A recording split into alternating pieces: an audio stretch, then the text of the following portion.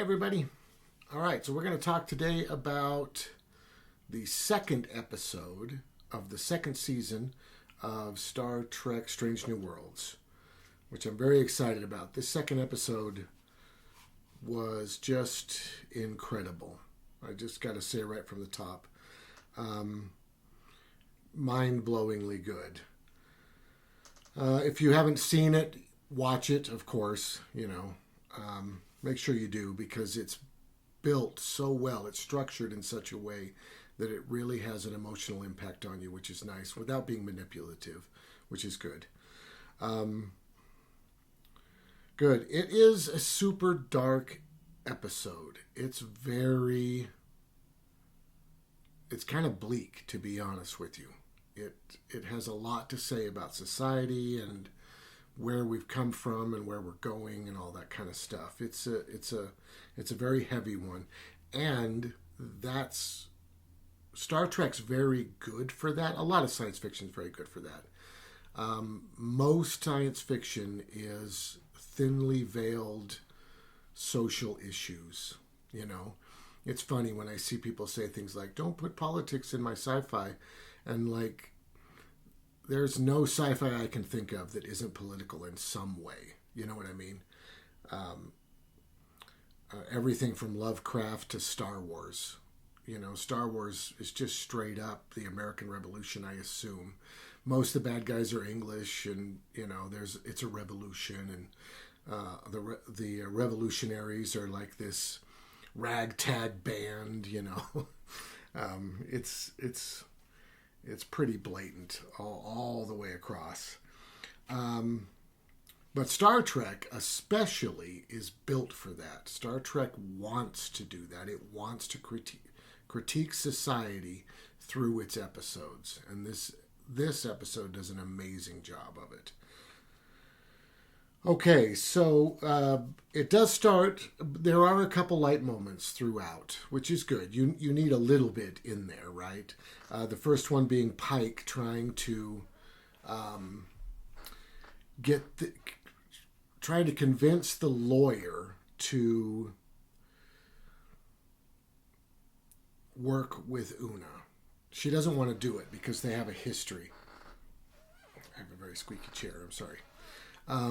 She doesn't want to work with Una because Una in the past has hidden her nationality, I guess, right? There's something special about these Illyrians. They augment their own genes, and that's illegal in Starfleet. And Una has been able to hide it the whole time and has chosen to hide it. And that makes her kind of suspect to other Illyrians who can't hide it or choose not to, right? So Pike has to go try to convince this lawyer to come and help Una. And the only way he can get a meeting with her is by basically nearly killing himself in the lobby by not having oxygen to breathe. It's pretty comical, and it says a lot about him and his relationship with Una, and it's really nice. And the lawyer, of course, sees him, right? Because clearly he's not going anywhere.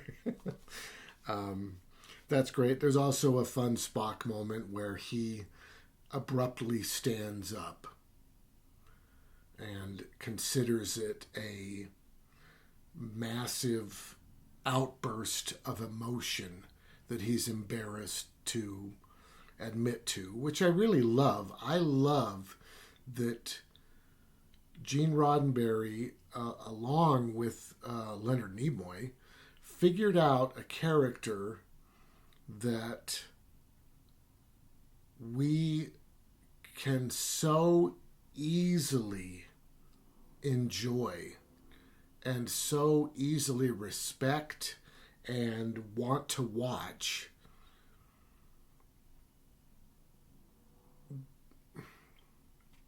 It's weird. For instance, okay, here's a weird thing. In The Next Generation, they had Worf. Worf was a very popular character. But most of the time, I felt like Worf was not being treated with the respect that the other crew members were. It's just weird to watch The Next Generation and to see Worf get in trouble episode after episode. And he doesn't get in trouble the same way the other characters do. Right? If Data does something that's weird, Picard sits down with him and explains to him that he really respects him and he wants him to do well, and this is not a thing he should be doing. Whereas with Worf, he just yells at him. And I can see that maybe the writers are thinking we have to treat Worf like crap because that's the way Klingons want to be treated, and it's the way that they respect the person who's treating them like crap. Maybe.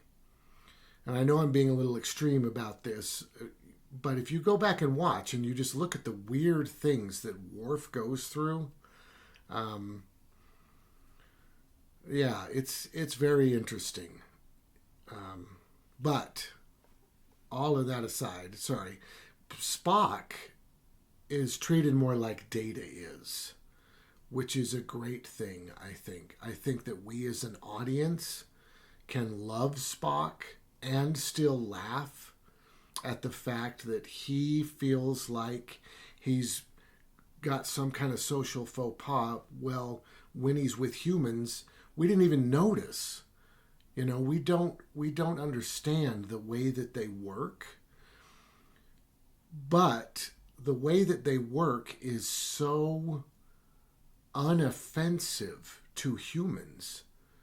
You know, I mean, I can see that being purely logical could get a little weird for humans, and they do that a lot in Star Trek. They have Vulcans that are just like, what are you talking about?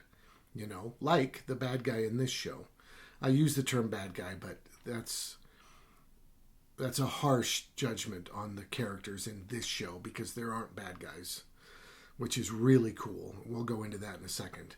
But I really appreciate that because Spock's half human, he doesn't go to the pure logical place that would begin to get weird for humans.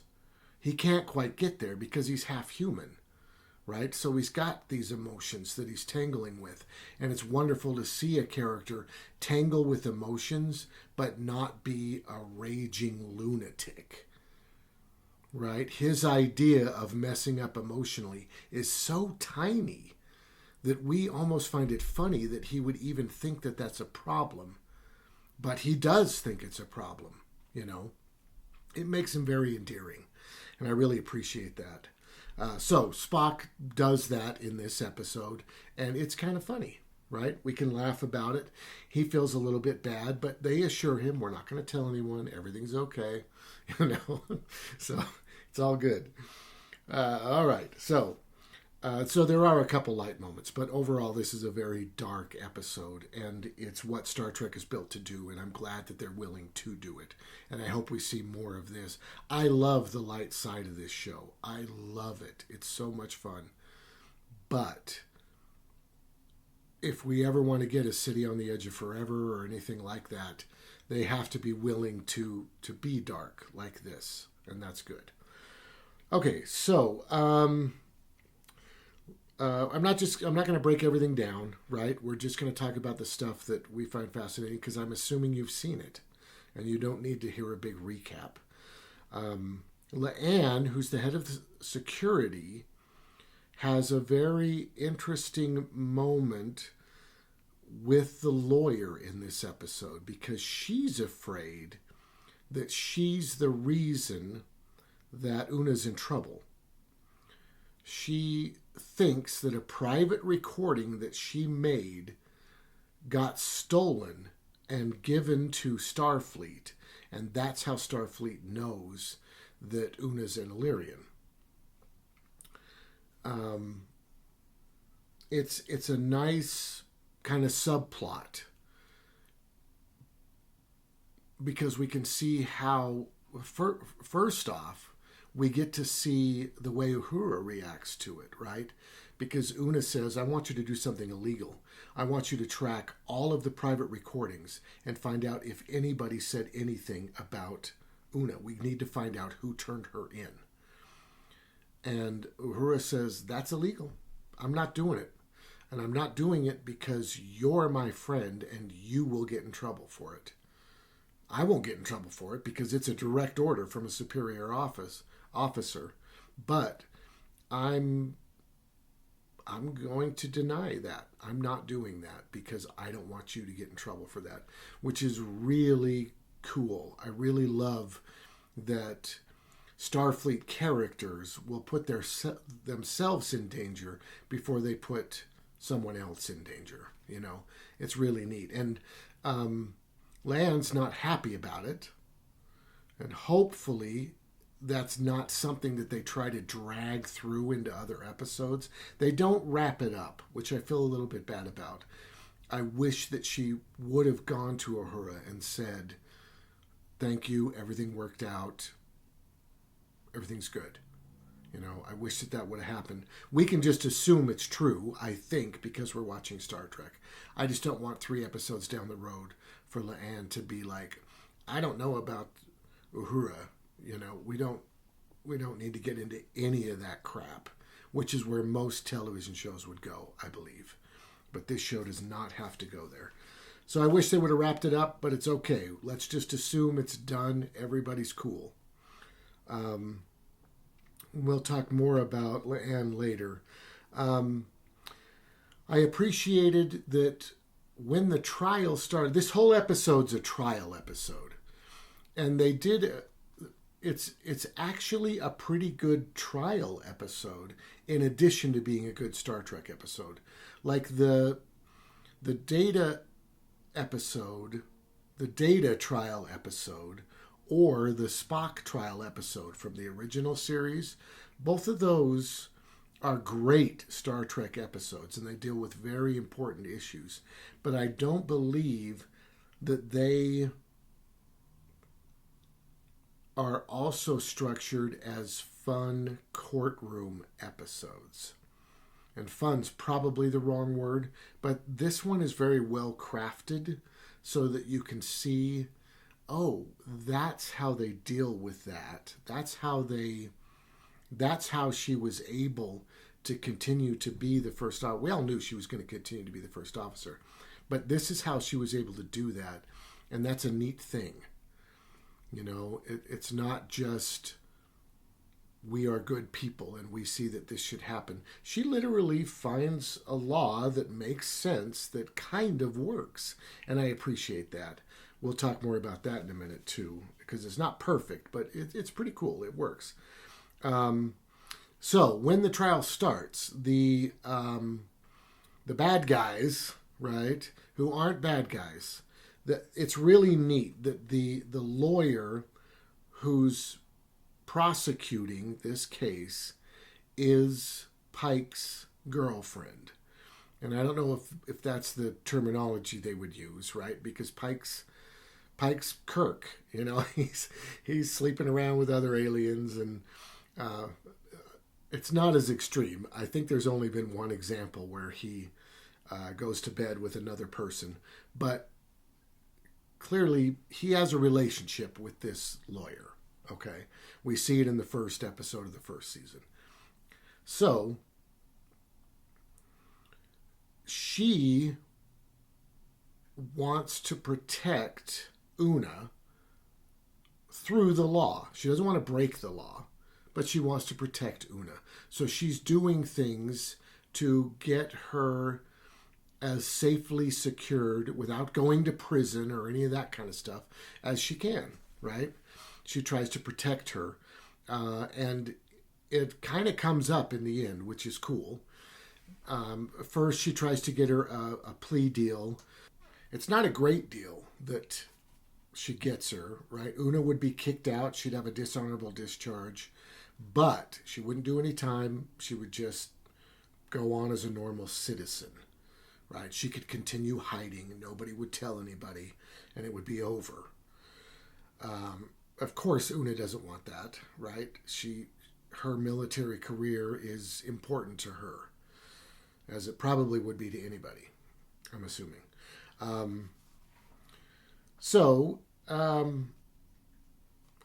The the prosecutor gets up and says tinkering with DNA is playing God, and that's bad.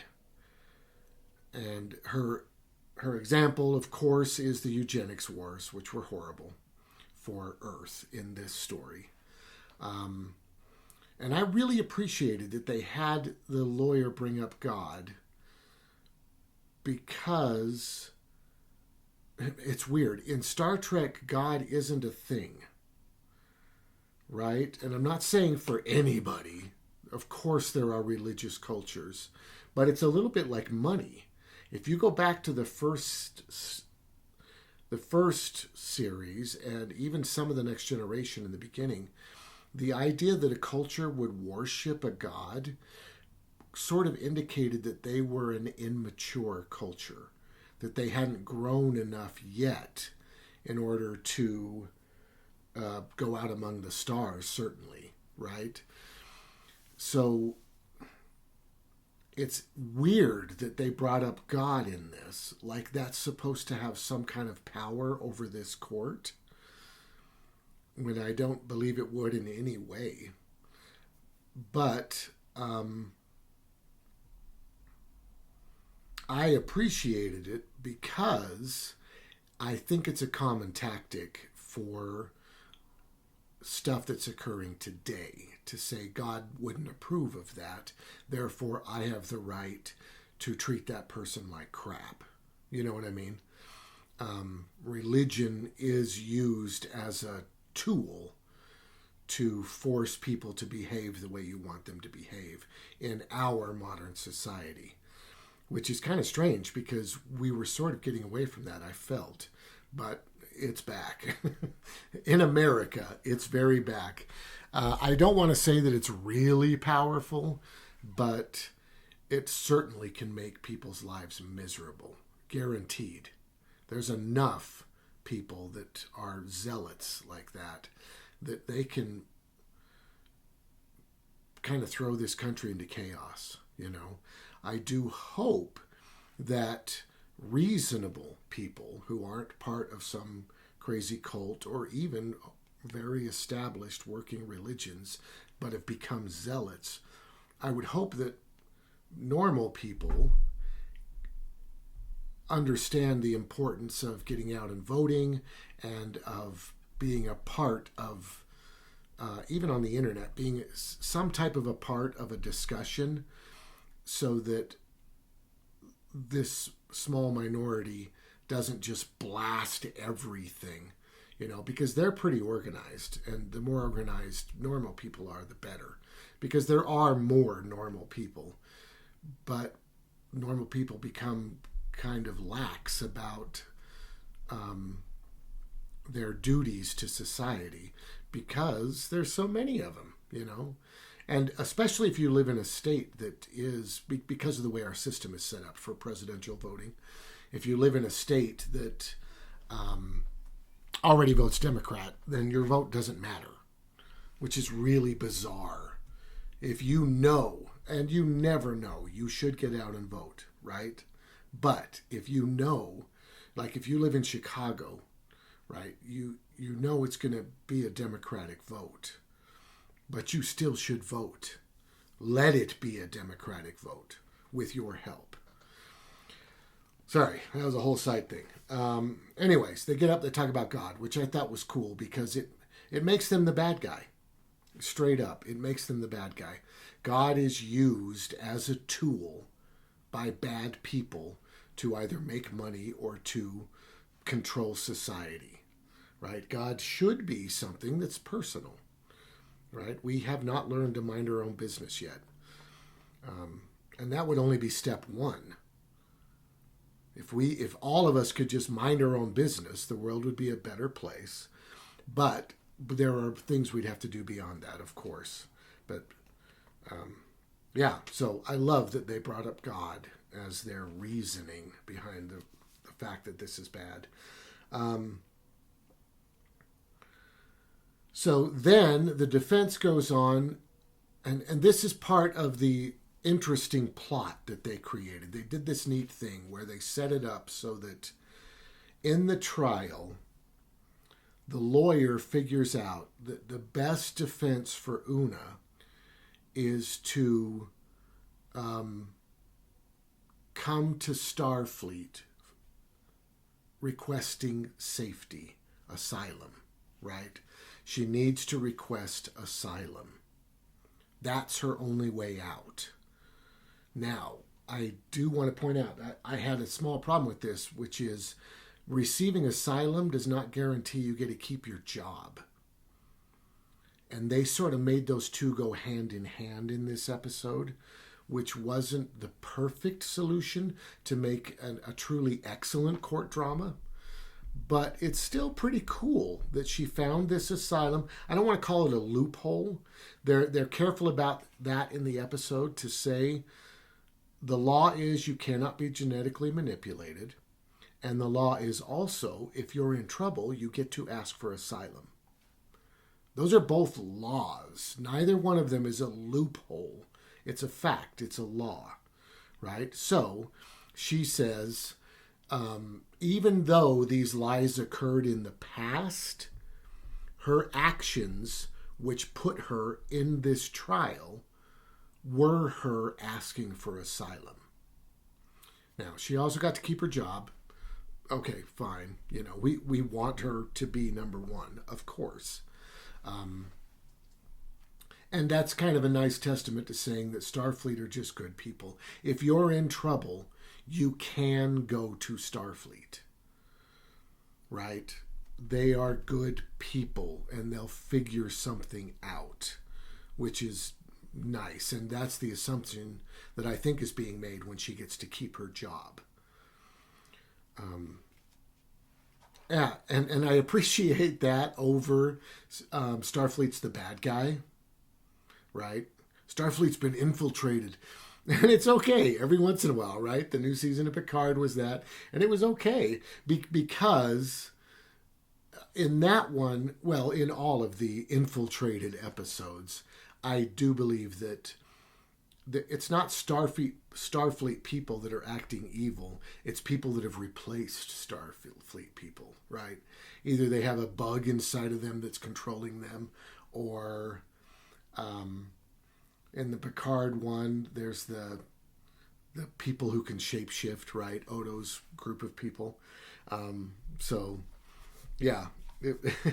I appreciate Starfleet just being the good guys. And in this case, that's what it was, which was great. The bad guys, the other lawyers, one of them was just trying to protect Una the whole time. And the other one is a Vulcan and just hardcore, these are the facts. I don't care. I don't care. I have no emotion. These are the facts. It's like a robot running the proceedings, right? Which was just fine. They're Vulcans, you know. Okay. So the defense turns around and attacks the admirable April, who we've seen a few times throughout this.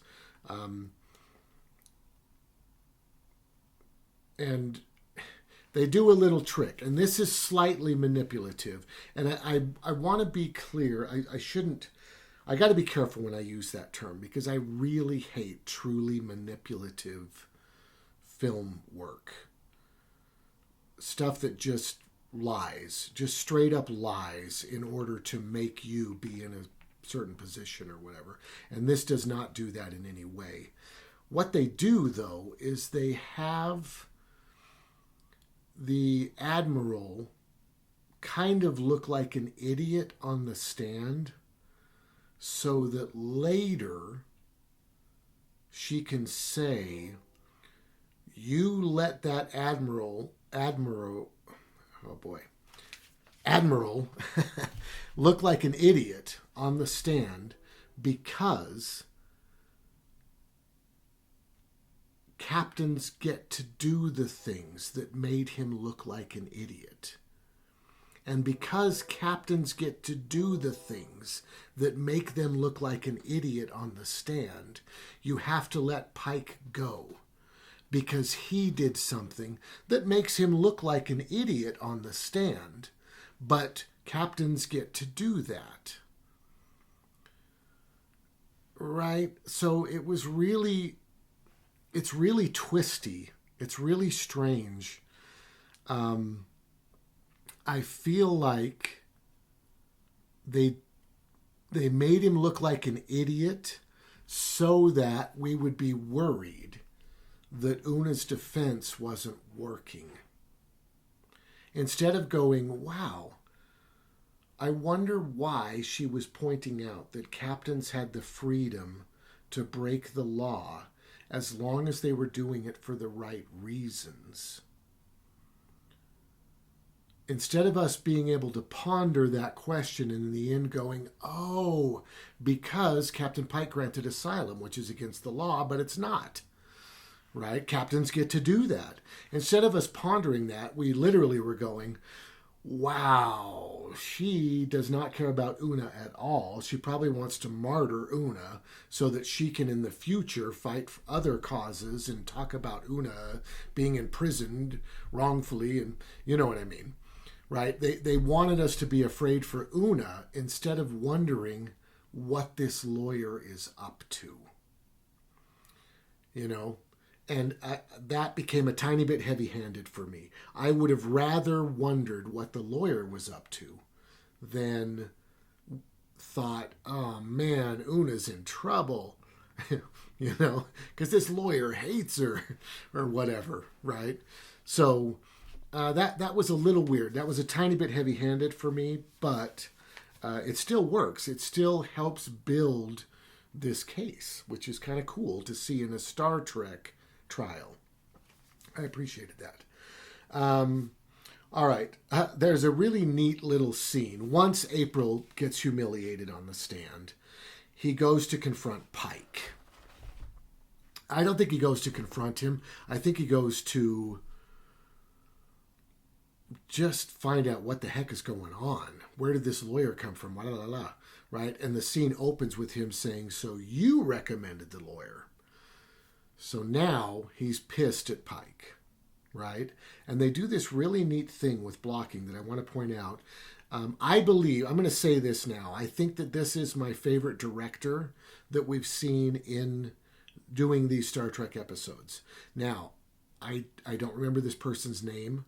I need to get the person's name, and I need to go back and see if they've directed other episodes so far, and hope that they direct more episodes in the future, right? But I do want to point out there's 3 factors, of course. There's the director, the writers, and the actors.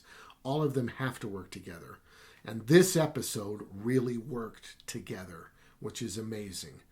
So it makes me want to document who this director is so I can look for other stuff. But they have this moment where Pike has 2 drinks. The guy's talking to them. He reaches his hand out in order to offer a drink to his friend, right? His co-worker. I'm not sure exactly what their relationship is, but he offers him a drink. The person doesn't acknowledge that the drink has come forward, finishes his phrasing, turns and leaves. And then they do this cut to show him exiting. They cut to the door. And then you see the April walking towards the door. Pike still standing there with his hand out. And then slowly turns, pours the drinks together, and drinks it. Because he hurt his friend's feelings, right? Which is super cool. I loved that storytelling. And the reason I'm bringing it up is because for an actor, it would be very difficult to do that second shot. Now, I don't believe that they may have had 2 cameras set up, right? But they also were getting Pike. So then that would be a 3-camera setup. This is television. I don't know how extensive all that is, but I imagine that they said cut and then Pike just froze. Probably not, because they had to reset up. Pike remembered the way he was standing. They reset up, shooting from the door. Pike got back in that position. While he walked away, I mean, how awkward it would feel to be holding 2 drinks like this, not watching the person go, just standing there, and then turning, bringing them together, pouring it in, and drinking it.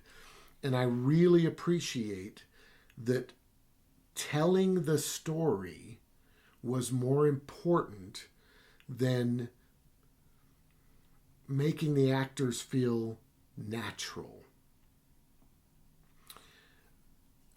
It's a weird subject. If you have a real method actor, they would never go for any of that, right? You'd probably need to set up 3 cameras and just say, go, and just stand back so you don't get hit, right?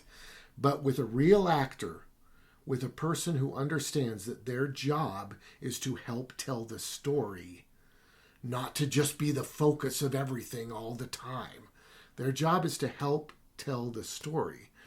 Pike, I really respect this person as an actor because hopefully he didn't throw a fit about this. I sincerely doubt that he did.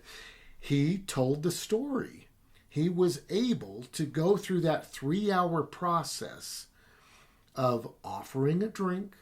The person turns and walks away. He turns, puts them together, and takes a drink. That took a long time. And he was able to maintain those positions and move through that. And all the actors on this show are doing that. It's incredible, right? If you watch. But Pike really, he's really in it to win it. You know what I mean? He's very good and he's very dedicated, and all of them are. I don't want to say that he's better than the other actors. It's just that I notice more, and it could be because he's the lead. It could be because he's a type of actor like me. I'm going to go into type later when we talk more about Kirk. But actors have types, right? There are certain roles that actors would play. And of all of the cast in Star Trek, Pike is the closest to the role I would play. I am not Pike's type. I'm not saying I could play Pike. He's just the closest to what I could play. I would just play a general, right? They just have me up there for 4 minutes going, look, all you got to do is get in there, all right? Just get in there and get it done. Over, right? That's all I would do in the show. But he's the closest to that type, to my type. So I notice more for him, maybe, right? Good. So I appreciated that moment. I appreciated the work that they put into to tell that story. And it was so clean. It was so clear that Pike was disappointed in what he had done to his friend. But hopefully it works out, right? Right. Good. Okay. All right. So Pike stuff. Good.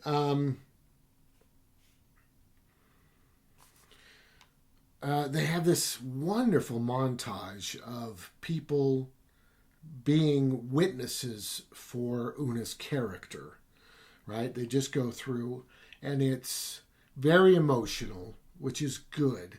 It's weird. Once again, going back to manipulative versus just emotional. Sad stories are emotional, period. They're not manipulative, right? When somebody tells you that one of their close relatives has passed away, they're not manipulating you, right? They're telling you what happened, and that's sad. It's sad that that occurred, right? So I really appreciated that this montage was just people saying good things. That's it, right? Spock had his little Gilbert and Sullivan moment, which I didn't quite understand. It was a little weird. I think it was just kind of thrown in as a tiny gag because Spock can't lie, right? So there's this short that occurred, I don't know, 3 years ago or something. It's been a long time. And it indicated that this show might exist, which I was so happy for. That short was the best one of them all, just because it was saying we might get old Star Trek back, right? But in it, Spock first meets her, and I think he's nervous I'm trying to recall. It's been a long time since I've seen it. But I think he's nervous. So he is very, professional, straightforward. She is as well, because she's never met him before, or I don't think. But then the elevator gets jammed and they're stuck. And they spend a long time together. And throughout this short where they're stuck in the elevator, she confesses to Spock that she likes Gilbert and Sullivan musicals. And I think she even sings a little bit, which a weird thing for me.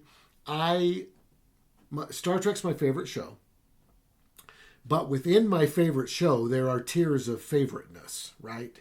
My least favorite is I call them the holodeck episodes, but they don't always take place on the holodeck, right? Like that short was a good example where they were basically showing off that she could sing. They did this little Gilbert and Sullivan thing. Star Trek likes to be fun and it likes to be cute. And those are my least favorites of my favorite stuff, right? So I love them, but they're my least favorite of my favorites, right? But in relation to this, I found it a little bit odd that Spock felt like she was hiding something, even though it's the first thing he learned about her, which was a little bit strange. Like she wasn't hiding it from Spock. Now, she could be hiding it from others, and maybe he was suggesting that he knew that she was hiding something. Maybe that's what it is. Maybe the dialogue was just a tiny bit off for me. I'm not sure. I've watched it a couple times now, and I didn't really think of that until just now. So I feel like maybe that moment could have been a tiny bit cleaner. Like if she would have said, did she tell you? No. Do you know, was she hiding anything from the crew? Then he could have said, yes, she likes Gilbert and Sullivan. Right. I'm not sure though. Good. But the montage is amazing, right? The way they put it together, it's very heartfelt. The actors are great. It really works. It's good. All right, so we go back to the personal logs, and this was a tiny bit confusing for me. My first watch. My second watch, it kind of cleaned up a little bit. But in my first watch, so La'an is talking to the lawyer. And the lawyer says, oh, hey, by the way, did you ever figure out that thing you were looking for where you wanted to prove that they stole that information? Who turned her in? Where did they steal it? And she says, I didn't figure it out. I don't know. I have no idea. And then the lawyer says, your family has a history of augmentation, right? Well, first she says, you think you turned her in, right? And La'an says, yes, I think I turned her in. I made a personal log. I think they stole it. And she says, and this got a little unclear for me, because she goes into, you're not a bad person, which is kind of a leap, but it's important. I like that it's in there, right? She says, why were you mad at Una? Because she lied to me. And she says, well, it's deeper than that, right? And she kind of becomes a psychiatrist, I guess. I think that's the right word for it. Where she says, isn't it that you are afraid that the augmentations of your ancestors are going to suddenly awaken in you and you're going to become this horrible monster? And she says, yes. And it sounds weird trying to explain it, and I think that's why it got a little muddy in the show as well. But I'm glad that they did it. I'm glad that they went there so that we could understand basically the way that culture thinks of messing with genetics, right? The idea that if you mess with your genetics too much, you become a monster. You hate humans and you try to kill them if you mess with your genetics too much. And we don't know where the line is for too much. We don't know when you'll become that monster. We don't even know if your kids will become that monster or if your ancestors will become that monster, right? And I really appreciated that sort of paranoia because it allows them to go into the idea of somebody feeling like they're bad because society has told them they're bad. And that's the real issue, right? That getting through all of that muck to get to that was great. I'm really glad we got to that so that she could realize, and probably not realize, but at least be aware that the way she feels about herself is not her own doing. She can change the way she feels about herself because that's not really how she feels about herself. That's how people have told her to feel about herself. So that's cool. I really liked getting to that. But it sort of muddied up the scene a little bit, getting to that, because then she says it would take forever for them to legally get your voice things. So they didn't, which didn't make a lot of sense to me because she's saying, no, they got it illegally. You're right. The process to get it legally would take forever, but she's saying it was stolen. But that works. Okay, so I guess we're just supposed to, okay, it wasn't stolen. It didn't really work for me, but it's what the plot is. So she decides, okay, it wasn't stolen. So then they say, all right, if the government didn't steal it, then somebody else turned her in. Who? And she says, I don't know. I don't have any idea. I haven't even thought about it, right? Because she thought she did it. But then she says it would have to be someone who has something to gain. And the lawyer deduces from that sentence that the only person on that entire ship that had anything to gain from turning in the number one officer was the number one officer. And once again, in today's that doesn't fly at all with me in today's society, right? I guess it's a testament to Starfleet to say people don't work that way in this society. The only person who had something to gain was Una. That was it. She's the only person that could gain from turning her in. So okay, right? I'm okay with that. That was a little weak. Let's just put it that way. To me, that was a little bit weak. I am so happy that it was Una. You know, don't get me wrong. I don't want there to be some person who wants Una's job who through the next 6 seasons is chasing her around.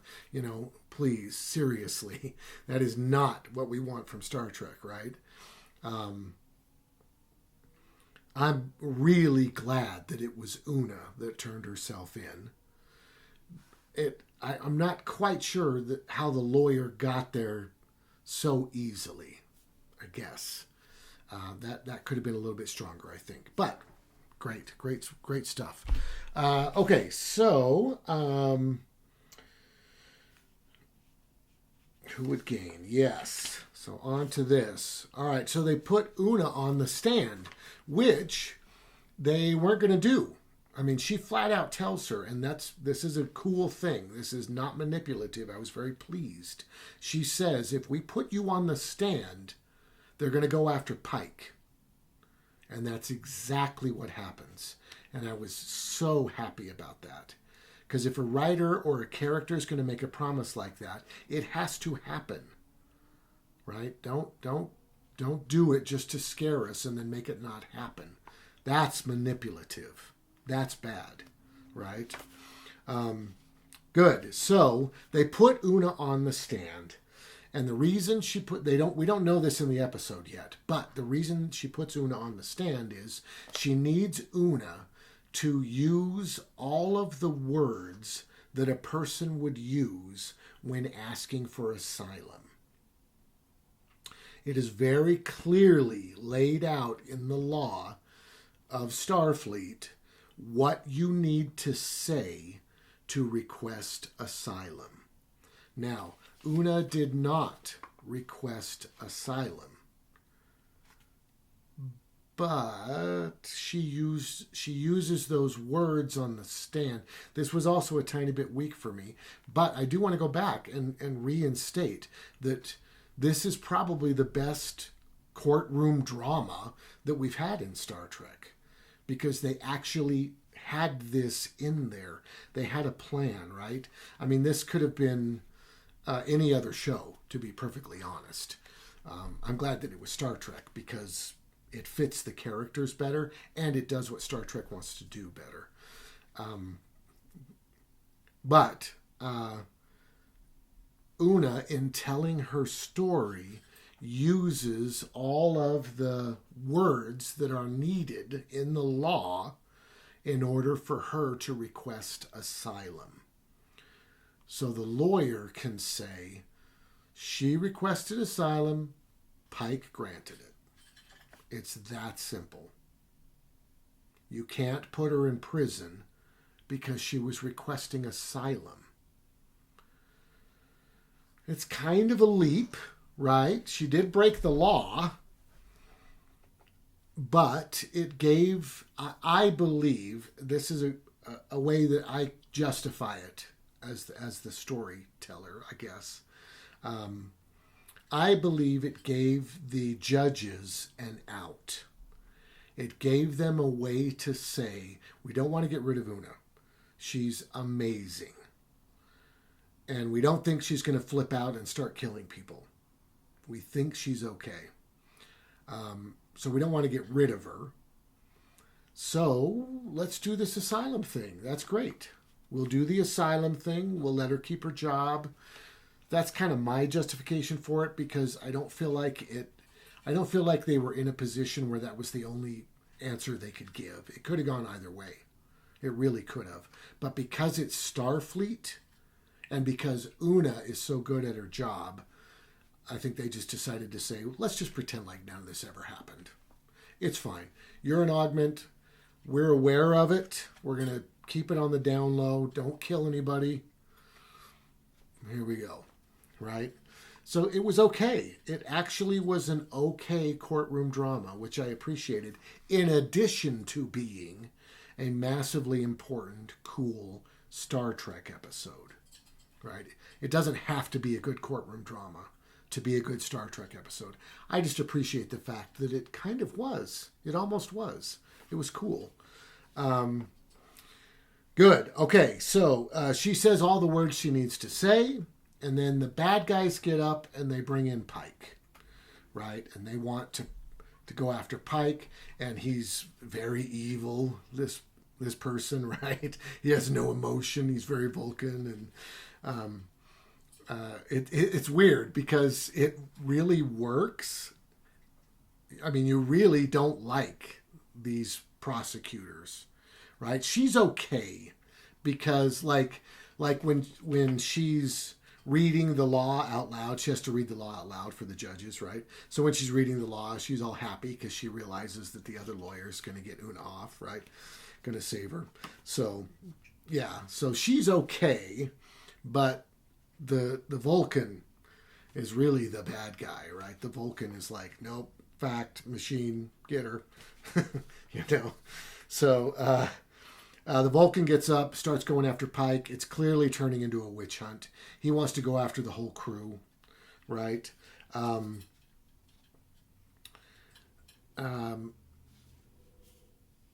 And then they go right into the closing arguments,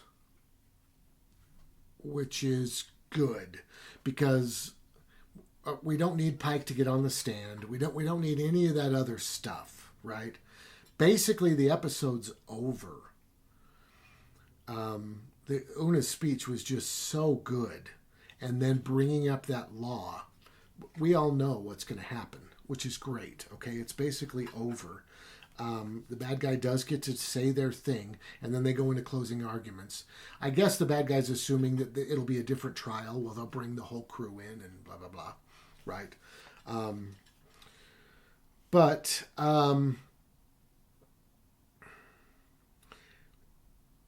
the closing argument for the bad guys, very straightforward, and it's over. The closing argument for the good guy is good, okay? It's good and it's important.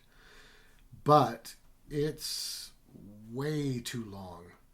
The repeated beats in that speech are just intense. And then you couple that with flashbacks from 3 minutes ago. They are pounding this thing home. And I don't know if there is a time requirement on Paramount Plus for Star Trek. I don't know. It could be part of the contract. I do wish they would have added somewhere else if they needed to pad it out a little bit, because that closing speech, it's so... Una's speech is so poignant, and then hearing that law is so great, and then the first third or fourth of that opening speech, the first beat, is great. It sums it up. It's done, right? But then... it just keeps going. I tried to write this down a little bit. The flashbacks, of course, we just watched it, right? We don't need to hear that she said the exact word, especially because that doesn't make her asking for asylum. She didn't even realize that's what she was doing, right? Like, I don't know. It's a little tricky. There's 4 beats that she goes through. She wraps it up, starts again. And this second beat is just a repeat of the first beat. And then the third beat is just a repeat of the first beat and the second beat. And it's weird because it's all about you can do the right thing. You can do the right thing. And I feel like the judge, after about the third time, is going to say, I get it. I get it. You know? So I really wish they would have trimmed that down a little bit. What is being said is wonderful. It has to be said.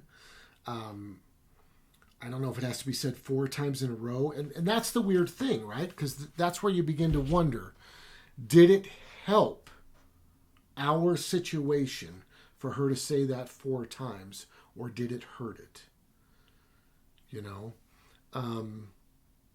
I watched the ups and downs of this episode, which they loved it, of course. I mean, it's a great episode. It's a great episode. But what they brought up is they didn't like seeing the flashbacks, right? And he talked about it like, it's just a personal pet peeve of mine. I don't think other people, right? But the reality is, if it bugged him and it bugged me, then it probably... And bugged is the wrong word, right? It hurt the landing of the whole thing, right? Not in a huge way. This is a very important, amazing episode. But to really get down to the fine nuts and bolts of this thing, that ending was too long. It was too much. And I do believe that if I dig deeper, I would find more people that would have a complaint that sort of tied to that, right? He didn't say the ending was too long. He said he didn't like flashbacks that happened 2 minutes ago. But I believe his dislike of that is a symptom of it going too long. If they would have cut that down to 1 beat and probably taken out the flashbacks because they really didn't need them, right? I believe that landing would have stuck. I mean, just bam. You know? And it's still stuck. It's still great. I mean, this episode's a 10, easy 10, no questions asked, easy 10, right? I like to nitpick. I like to get right down to the fine details of things, and I believe that they should have just had one beat at the end, not four. She didn't need to reinstate that so much. One beat would have been just fine. Just said she asked for asylum. She deserves it. And you all know it. And that's it, you know.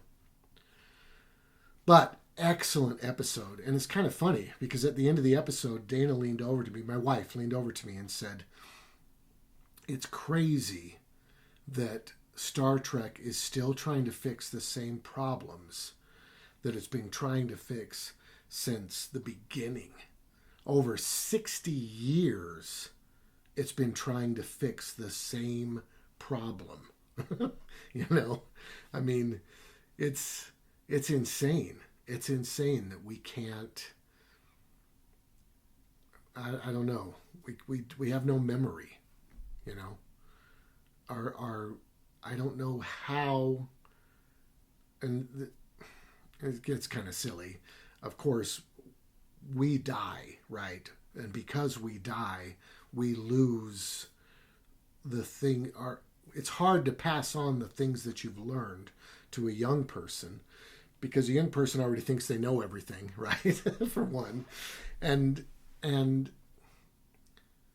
the subtlety of it is what's hard to convey, right? Because all you can say is quit treating people poorly, right? Treat everybody with respect. But that doesn't convey the terrible things that humans are capable of and have done and still do. You know, we can't keep that knowledge of, wow, we are a disaster. We're the worst things around. And we need to work on that, you know. We can't keep that. And if we could keep that, then we could get better. We could work towards Star Trek. The reason I love Star Trek, of course, is because it suggests that everything might turn out all right. But I don't think so. You know, I'm a bit too cynical about it, to be honest with you. I imagine that we'll just tear ourselves apart within the next 200 years because we have a population problem, of course, right? We're going to get to the point. Star Trek came up with all these fancy things to fix our problems. The two biggest being we can travel anywhere in the galaxy. So we can, of the thousands of planets that we can live on, we'll just pick 100 of them and go move there, right? We don't have that technology. Star Trek just made it up. If we get that, then we don't have to worry so much about population, right? But number two, they also came up with the matter converter, which to me is probably the biggest one, right? The internet's huge. That computer where you can say, computer, what happened in blah, blah, blah, right? And the computer just knows. That's the internet. And that's incredible. They predicted it and we got it. And it has changed our society forever. We're a lot more global than we used to be. And it's due to the internet, right? That's an incredible thing. But it's nowhere near matter conversion, right? If we could walk up to a machine and say, make me a bar of gold, right? And it just appears out of thin air, or it converts air into gold, right? That's incredible. If we could turn nuclear waste into hamburgers, that's incredible. And the ability to go anywhere so that land is limitless, right? There's no need to charge for land in Star Trek because it's everywhere. You can go anywhere within a week and have 10 acres to yourself, right? Which is incredible. And you can have anything you want come out of this little box. Those two inventions, I think, make a good future for humans possible. But I don't see them as reasonable within the time frame that we probably have left, I don't think that's going to happen, right? Because we're not focused on it, for one. You know, traveling further is not truly a goal of ours. We do space stuff, we do it. I know that Elon Musk wants to go find a gold asteroid and bring it home for himself and his wife. You know, I know that's a thing. And he's going to work on rocket engines so he can get to that asteroid. You know he is, right? Because he's an idiot.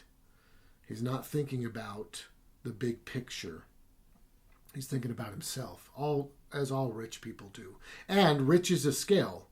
There are people who would look at me and definitely say, you're the problem. You know what I mean? I get that. You know, I'm not trying to be a hypocrite.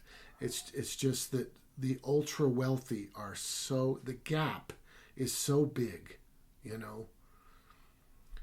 There really isn't a middle class. There's rich and lower middle. I don't want to say poor because there's still a lot in here, but it's getting crushed down and down, you know. Yeah, it's crazy to me that there was a time when one person could support a household.